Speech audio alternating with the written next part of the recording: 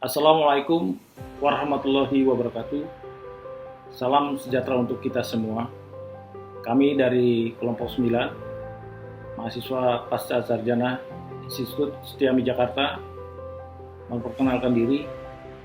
Saya Darmawan bersama dengan rekan kami Pak Bayu dan Pak Usman. Baik, perkenalkan nama saya Budiman Bayi Prasojo, mahasiswa S2 di Setiami. Assalamualaikum warahmatullahi wabarakatuh.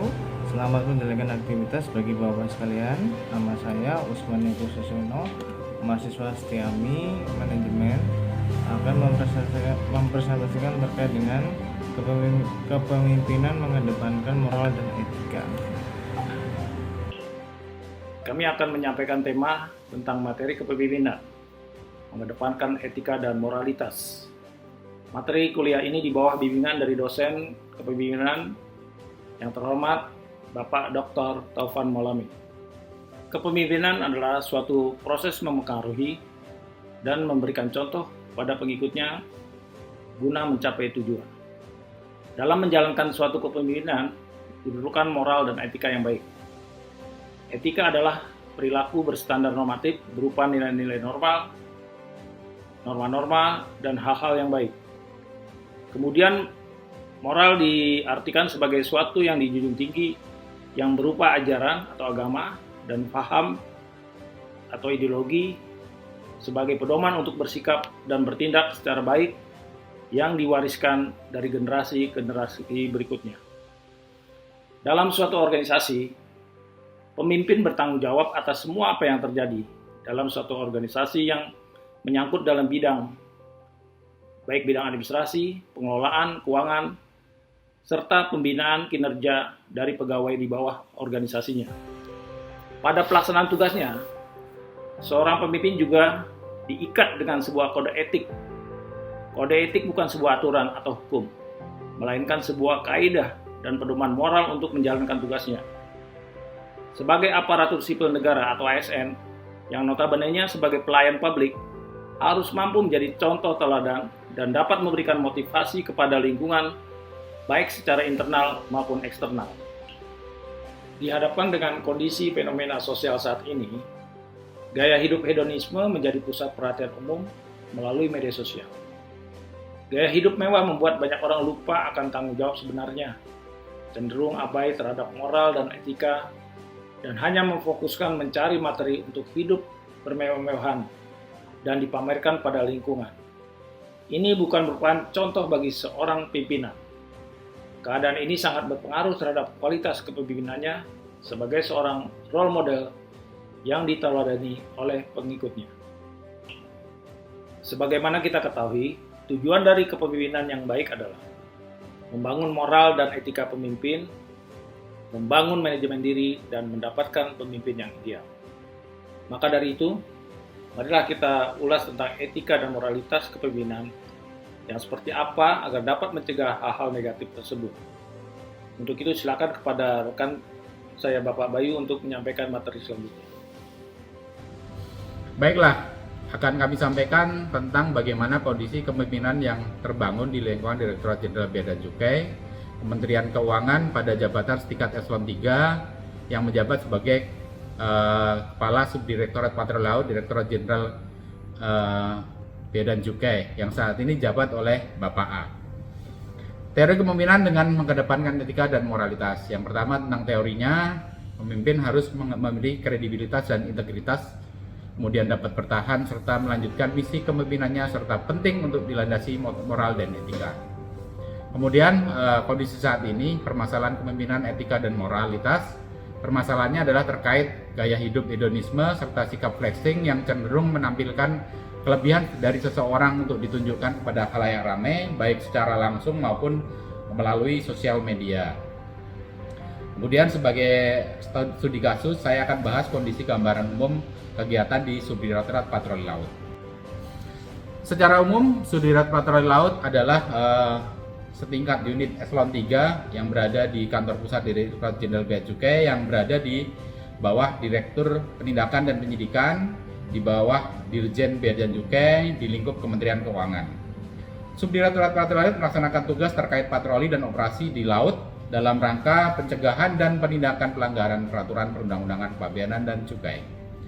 Subdirektorat Patroli Laut sendiri terdiri dari 37 orang yang meliputi 1 orang pejabat eselon 3, 3 orang pejabat setingkat eselon 4, dan 33 orang pelaksana. Operasi Patroli Laut Bea dan Cukai dikendalikan oleh Subdirektorat Patroli Laut yang meliputi ada 2 operasi. Yang pertama operasi Jaring Walasia dan operasi Jaring Sriwijaya. Operasi Jaring Sriwijaya dan operasi Jaring Walasia adalah sandi operasi terpadu bea dan cukai yang diselenggarakan secara tematik mengikuti perkembangan resiko penyelundupan.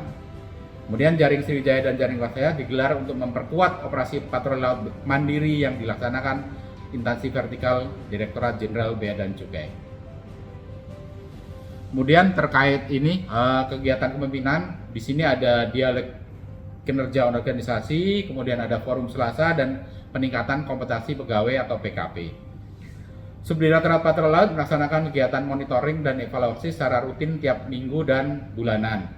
Kemudian setiap bulan dilaksanakan dialog kerja organisasi yang bertujuan untuk mengetahui perkembangan kinerja organisasi dengan target yang telah ditetapkan. Kemudian untuk yang tiap mingguan ada forum Selasa yang merupakan forum non formal yang dihadiri oleh setiap pejabat dan pegawai setiap awal minggu untuk merencanakan dan mengevaluasi perkembangan program di tiap minggunya. Kemudian ada peningkatan kompetensi pegawai sebagai sarana untuk sharing informasi dan diharapkan dapat meningkatkan kompetensi masing-masing pegawai. Kemudian di sini juga ada kegiatan olahraga bersama. Subdirektorat Patroli Laut mengadakan olahraga secara rutin. Olahraga bersama yang dipilih merupakan kegiatan yang bersifat low cost atau berbiaya rendah yang dapat diakses oleh semua kalangan seperti lari, renang, dan senam. Kemudian kegiatan olahraga bersama ini setidaknya dilakukan setiap hari Rabu sore dan Jumat pagi. Kemudian selain itu ada juga kegiatan coffee morning bersama stakeholder seperti kementerian dan lembaga yang lain, kemudian unit lain di lingkungan kantor pusat Direktorat Jenderal Bea dan Cukai, serta unit lain di lingkungan Kementerian Keuangan. Kami melakukan rutin kegiatan coffee morning. Coffee morning dilakukan untuk memperlancar komunikasi, untuk menghilangkan sekat-sekat, dan untuk memperlancar koordinasi dengan sifat interaksi yang lebih non formal. Karena diharapkan dengan coffee morning bersifat lebih santai, keakraban dapat terjalin sehingga komunikasi bisa berjalan dengan rutin. Pendekatan ini dilaksanakan sejalan dengan pendekatan formal yang dilakukan seperti rapat-rapat, kemudian FGD dan public hearing. Secara umum, revitalisasi budaya organisasi Direktorat Jenderal Bea dan Cukai sudah dilaksanakan lama dengan berbagai macam nilai-nilai. Di Kementerian Keuangan ada namanya nilai Kementerian Keuangan yang pertama adalah integritas, kemudian profesionalisme, kemudian yang ketiga sinergi, yang keempat pelayanan, dan yang kelima kesempurnaan. Sementara di sikap di Bea Cukai dilaksanakan dengan namanya sikap dasar DJPC yang berupa klik jujur. Korsa atau sinergi adalah sifat satu rasa dan sikap kebersamaan dalam hal yang positif. Kemudian yang dalam hal profesionalisme ada namanya loyal. Loyal adalah memberikan dukungan dan kepatuhan yang teguh kepada institusi dalam hal yang positif juga. Yang ketiga ada inisiatif dalam hal pelayanan, kemampuan untuk berpikir dan bertindak tanpa harus menunggu perintah, serta mampu memberikan solusi. Yang kedua adalah sikap korektif, adalah salah satu sikap memperbaiki dan melakukan perubahan ke arah yang lebih baik. Kemudian ada sifat jujur, dalam hal ini terkait dengan integritas, bertindak secara jujur dan tulus sesuai dengan norma dan ketentuan yang berlaku. Dapat diartikan sebagai tata nilai yang disepakati organisasi sebagai pedoman bagi pegawai dalam melaksanakan tugas serta perilaku dasar yang dianut bersama. Dengan latar belakang jumlah pegawai yang didominasi oleh gen milenial dan gen Z sehingga menimbulkan keberagaman cara pandang dan sikap. Disampaikan dalam Cap 664 BC 2017 tentang sikap dasar yang saya uraikan tadi sebagai dasar perilaku bagi pegawai Direktorat Jenderal Bea dan Cukai. Dalam pelaksanaan TUSI DJBC yang berpotensi beririsan dengan stakeholder, di mana mungkin dapat disalahgunakan sebagai framing negatif yang disampaikan ke khalayak walaupun tidak bermaksud untuk melakukan hal tersebut. Jadi kadang-kadang teman-teman dari kami di Direktorat Jenderal Bea dan Cukai, terutama yang di Direktorat Penindakan dan Penyidikan, harus masuk ke lingkungan yang memang sebenarnya secara etika tidak pas. Cuman itu kami lakukan dalam hal penugasan, seperti misalnya mungkin kami harus masuk ke tempat-tempat yang klub malam untuk melakukan operasi terkait minuman maupun barang kena cukai yang lain. Kemudian di Direktorat Jenderal Bea dan Cukai juga dilaksanakan pembinaan mental serta sikap pegawai yang selalu dilaksanakan, serta diharapkan dapat membantu meminimalisir potensi perilaku flexing dan hal lain yang bisa berdampak negatif untuk institusi. Di sini akan kami sampaikan juga terkait urgensi membangun moral dan etika pemimpin. Yang pertama harus dilihat dari kejujuran. Dalam melaksanakan tugas dengan benar dapat dipercaya, baik dalam pelaksanaan perkataan maupun perbuatan sesuai dengan standar peraturan yang berlaku. Kemudian tanggung jawab, yaitu melakukan semua tugas dan kewajibannya dengan sungguh-sungguh dan bertanggung jawab. Yang ketiga, amanah, memberikan dukungan penuh serta memiliki komitmen yang tinggi untuk berkontribusi terhadap kemajuan organisasi dan institusi dengan cara bekerja dengan sungguh-sungguh demi menjaga nama baik institusi. Kemudian yang keempat, tidak mementingkan diri sendiri maupun kelompok. Yang kelima, berorientasi kepada kepentingan rakyat, membangun dan memastikan hubungan kerjasama internal yang produktif serta kemitraan yang harmonis serta dengan para pemangku kepentingan untuk menghasilkan karya yang bermanfaat dan berkualitas. Kemudian hal-hal yang perlu dilakukan untuk membangun manajemen diri untuk menjadi pimpinan yang baik. Yang pertama adalah mengelola emosi, kemudian mengelola waktu, mengelola prioritas, mengelola energi, mengelola pikiran, mengelola kata, dan yang terakhir mengelola kehidupan pribadi. Kemudian cara mendapatkan pimpinan yang ideal, salah satu syarat yang beberapa syarat yang harus ada adalah yang pertama harus cerdas, yang kedua inisiatif, kemudian yang ketiga tanggung jawab, yang keempat dapat dipercaya, kemudian yang kelima jujur, yang keenam rela berkorban, serta yang terakhir dicintai dan mencintai kelompoknya. Dari uraian tersebut, maka untuk mengevaluasi dari bagi seseorang pemimpin akan menjadi penting, tentunya dengan mengedepankan etika dan moralitas secara bersama-sama untuk membangun trust dan kepercayaan diri, dan organisasi akan tetap solid. Maka dapat diambil suatu kesimpulan dan langkah-langkah tindakan saran perbaikan kedepannya pada suatu organisasi kantor tersebut. Kesimpulan dari materi kami yaitu dari uraian dan penjelasan permasalahan kepemimpinan di kantor Z tersebut bagi instansi X, maka seorang pemimpin apabila lebih mengutamakan etika dan moralitas ketika menjabat atau mendapat amanah, maka hal-hal positif dengan sendirinya akan terbangun dalam organisasi atau kantor tersebut. Bagi lingkungan staf yang mempunyai tugas dan tanggung jawab akan pekerjaannya sesuai bidangnya, masing-masing akan bekerja dengan tanpa paksaan, tetapi timbul karena rasa loyalitas yang positif bahwa organisasi perlu pemimpin yang memiliki etika dan moralitas dalam mengendalikan jalannya kantor tersebut.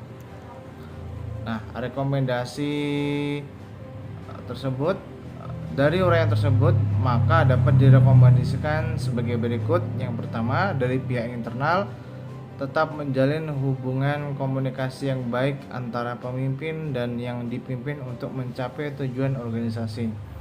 Yang kedua, moral dan etika menjadi hal pokok untuk menentukan komitmen bersama. Nomor 3, meningkatkan fungsi kontrol secara berjenjang. Nomor 4, menegakkan peraturan reward dan punishment sebagai peningkatan kinerja organisasi.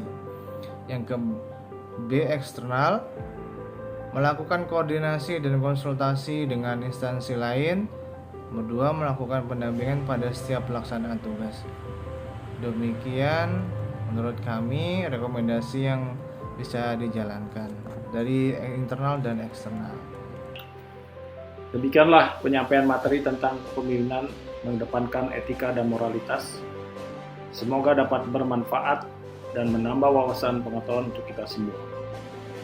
Kelak apabila menjadi seorang pemimpin dimanapun bertugas dan berada, maka jadilah pemimpin yang mempunyai etika dan moral yang baik, sehingga Indonesia dapat melahirkan pemimpin-pemimpin yang memiliki karismatik untuk dapat membangun bangsa Indonesia yang kita cintai dan kita banggakan.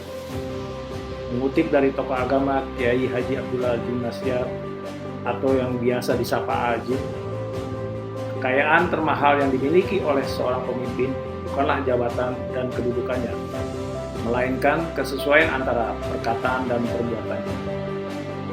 Demikian yang perlu kami sampaikan. Apabila ada hal-hal yang kurang berkenan atau kehilafan dalam penyampaian materi ini, atas nama kelompok 9 kami mohon maaf yang sebesar-besarnya. Sekian dan terima kasih. Wassalamualaikum warahmatullahi wabarakatuh. Salam sejahtera untuk kita semua. Terima kasih.